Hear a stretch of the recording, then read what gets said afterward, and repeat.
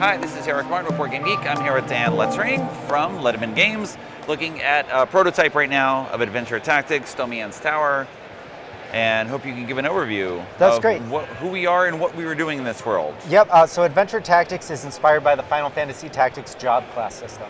Okay. So it's meant to be a campaign-based encounter game like Descent or Gloomhaven style, but we really wanted to focus on free-form job class advancement. So you pick your basic classes. There are 21 different classes you can level through. Each class has 5 levels within them. So you could start as a fighter, level 1 fighter, then you go either level 2 fighter or level 1 cleric, rogue, or wizard, depending on if you want heals, fireballs, how you'd like to advance. And I can build up multiple character. Yep, and once you've gone fighter, cleric, you could go paladin after that. But then you could always go back to cleric level 2 or level 3 after. You really can jump around in any way you want depending on the cards you'd like to get. If you stay focused within your class, you'll get fewer cards for your deck and they'll kind of hone your skills more and make you more powerful. But if you multi-class, you'll get a more broad range of what you can do, like heals and ranged attacks, but your deck will be thicker and it'll be harder to get through the deck. So what is going to drive our choices? What are we trying to do? So there's a campaign guide. It's a choose your own adventure campaign guide. You go through it, the party picks how they want to progress, and you'll be presented with options, and those will lead you to fights. So you'll have an encounter. Every encounter has an objective. Once you complete that, typically beating the main boss, you win the fight. But if you can complete the bonus objective before you do that, you'll get extra loot, extra items, things that kind of help you, out better along your way. So here we have a representation of an encounter. Yes. And so the campaign guide tells you all the bosses say passive abilities, active abilities, who they target. Some bosses target a specific player for a specific reason. Others are the closest player.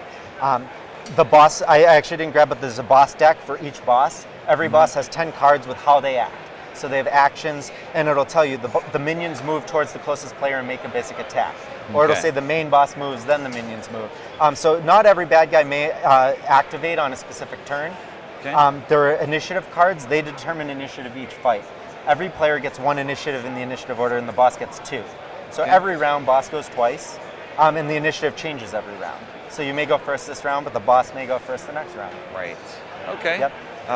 What else do we need to know? Each fight is about 45 to 60 minutes. That was one thing that was really important to us. It's a choose your own adventure guide, so you're only going to see about 10 of the fights. You won't see all of them that are in the book.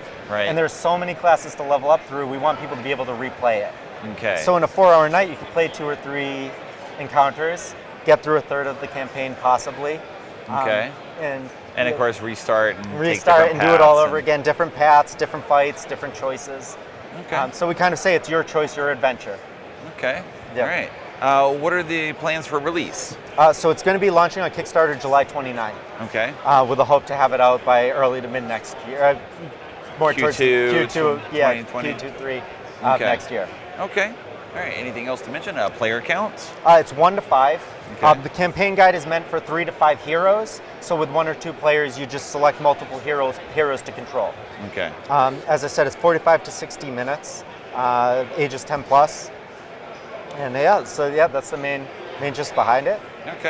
And so the figures here, how are they going to be represented in the box? What's actually going to be? So there's going to be unpainted minis in the box. We have a painted set here. We'll be offering a couple painted sets in the campaign, but those will be limited for just the heroes. The bosses, because some bosses you only see once in the game, to make minis out of all of them, there's 45 different types of bosses. It was going to add up real fast. That's right. But there are some pet classes. There's a necromancer who can control up to 3 skeletons, an imp a warlock who can have an imp, and a beast trainer who could have a wolf. So we may be upgrading the minis for the pet classes as well. All right. Thank you very much, Dan. It was really nice to meet you. Adventure Tactics, Domianne's Tower. Thanks for coming by. Thank you very much.